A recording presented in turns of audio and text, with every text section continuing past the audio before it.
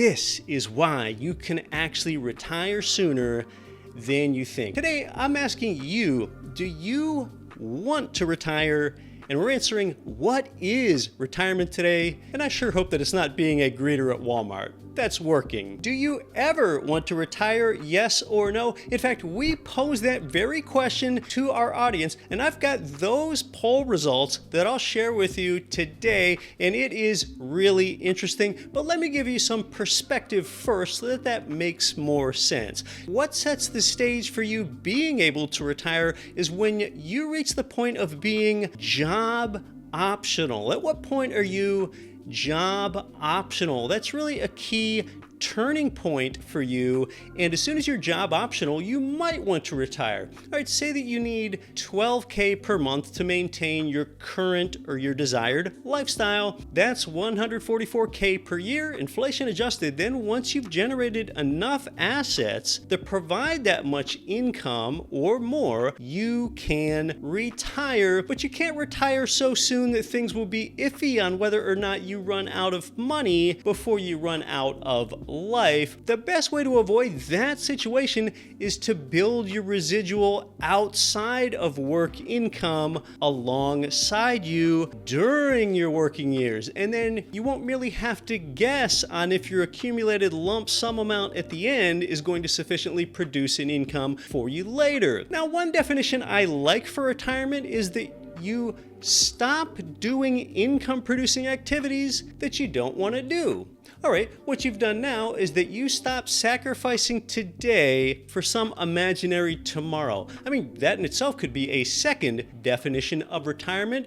I'll soon share more with you, but look, you've got three key resources in your life: time, health, and money. When you're younger, you'll trade away your time and even your health for money. That's because you feel like you have an abundance of time and health and not much money yet. But as you progress through life, continuing to make this trade, your time and your health, they become more scarce resources, no longer abundant ones. There will come a point in your life where working will cost you more than retiring. Now, you've probably seen those sheets of papers with the squares that you can hang up. There are 52 boxes for each week in a year. Or here's one with every month in your life, if you live to age 90, and it shows you graphically in your face how many months and years you really have left. And by the way, I could not get myself to hang one of these sheets up. It's just too much of an in-my-face reminder of my own mortality. What do you, though, like doing? Reading books, running in 5K races. I mean, if you read 5 books a year and you're gonna live 50 more years, that's just 250 books for the rest of your life. It sounds like quite a few, but when you're done,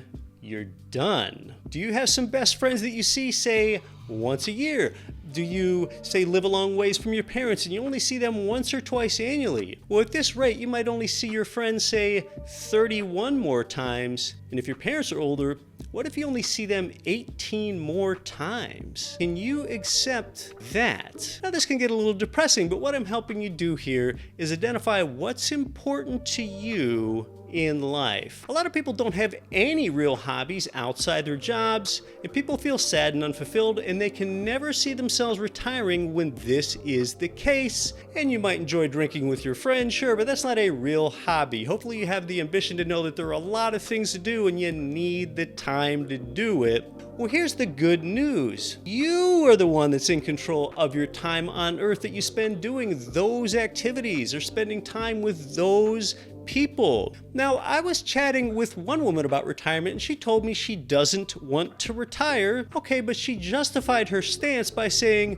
well, who wants to stay at home? I found that a curious answer. Why does retirement mean staying at home? Like if you don't go to work, you stay at home? I would think that retirement would include the time and ability to travel well, but that's up to you. Staying at home, that's not part of my retirement definition, and retiring and staying at home are not at all identical to me. Now, a few years ago, we had financial expert Kim Butler here on the show. You might remember that. Really intelligent woman. She was a retirement detractor, not a fan of retirement. The definition of retirement to Kim is simply to remove from service, meaning that you'll no longer serve others. I'm not saying that's right or wrong, that's her perspective. I think that you can still serve others in retirement, take a leadership position at your church, coach kids baseball, volunteer at a homeless shelter, and even if retirement does mean to remove from service, well, you probably served others at a full-time job for decades, probably even most of your life, so maybe it's okay to have others serve you in retirement. Today, I'm asking you,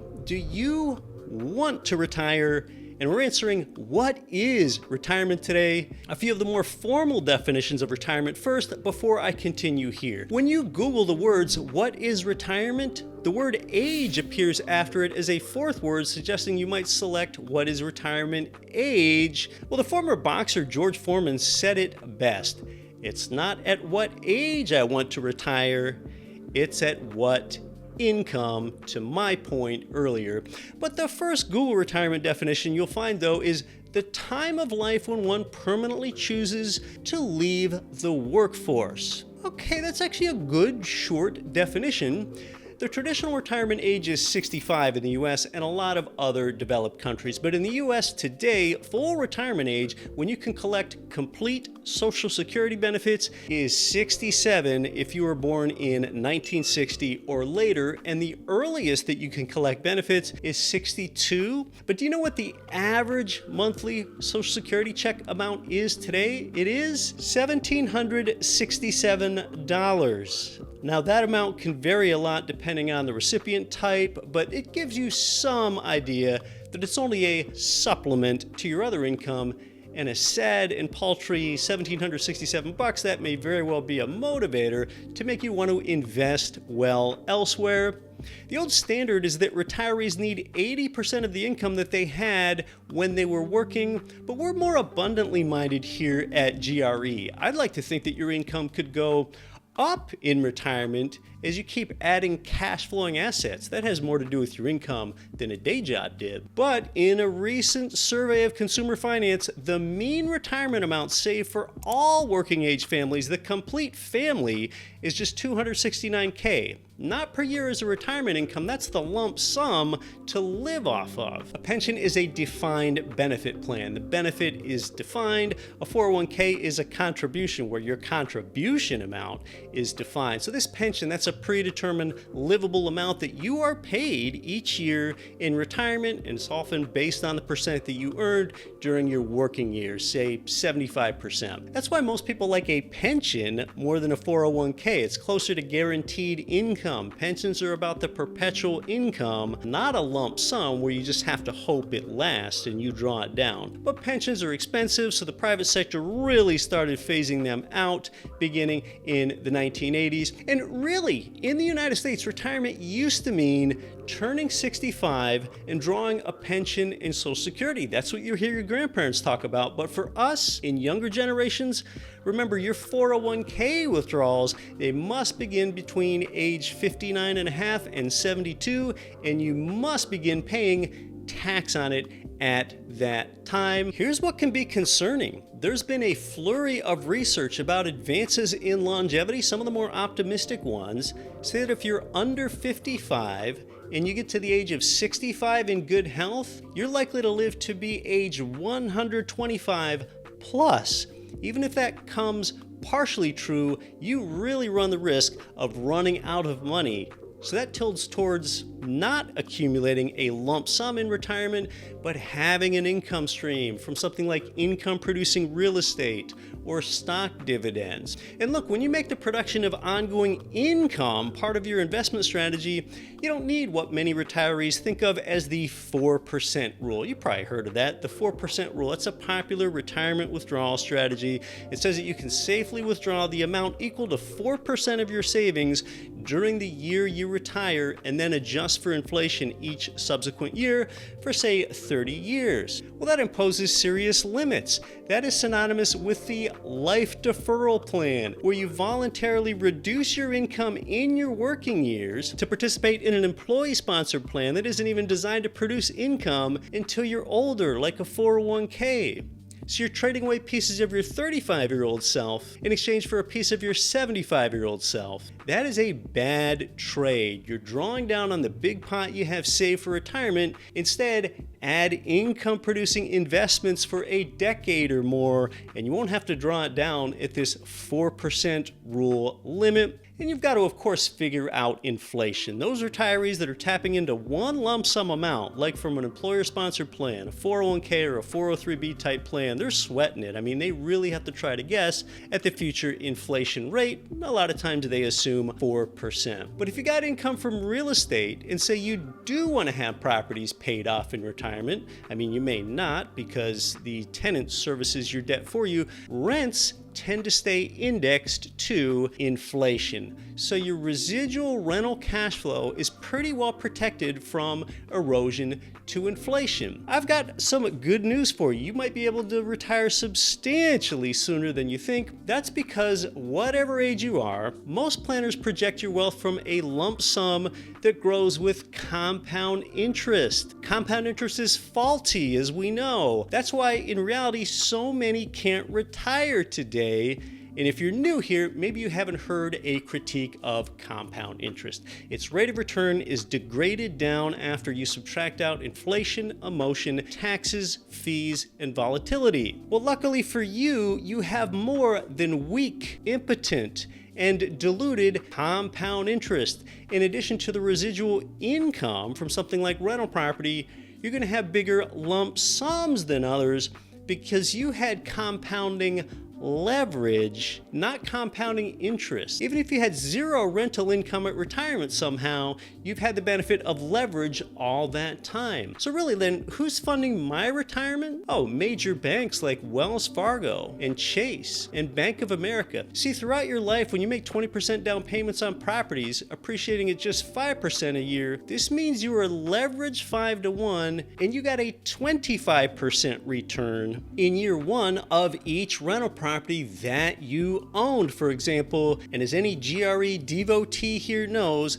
that 25% is just one of 5 ways that you're often paid. And just for a quick crash course on leverage, for every 20K down payment that you make on every 100K worth of rental property, 5% appreciation means your property is now worth 105K after a year. It doesn't sound too special until you realize that your 5K return is based on only 20K that you put into the deal. That's your 25% ROI. How?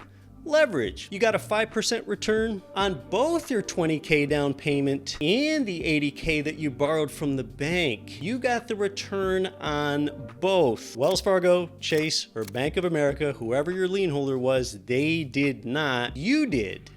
And you leveraged them while the tenant paid your mortgage. This is why you can actually retire sooner than you think. With leverage, you will collapse timeframes. You'll feel wealthier than your friends that relied on compound interest, unleveraged. Understand that when you're in your retirement years, that most people have a U-shaped spending pattern. Yes, U-shaped in retirement because you tend to spend a lot in your early retirement years traveling and living it up. And then you get a decade or two older, you slow down, you stay at home and spend less, and then your expenses go up for end-of-life care. With the wealth building concepts that we discuss here, you don't have to be that old when you retire. Oh, and here's our poll result. 67% of you want to retire, 33% said no. And maybe now that you have a better idea of what retirement is and how to get there sooner, you're more likely to retire. 401ks make you poorer. They rely on compound interest. And in fact, 401ks were originally named salary reduction plans. They had to scrap the name to get participation. In fact, I interviewed the man that actually invented the 401k. His name is Ted Benna. You can listen to it all on Get Rich Education Podcast, episode 197. But even Benna said that 401ks are not being used the way he had intended, and he himself is a real estate investor today.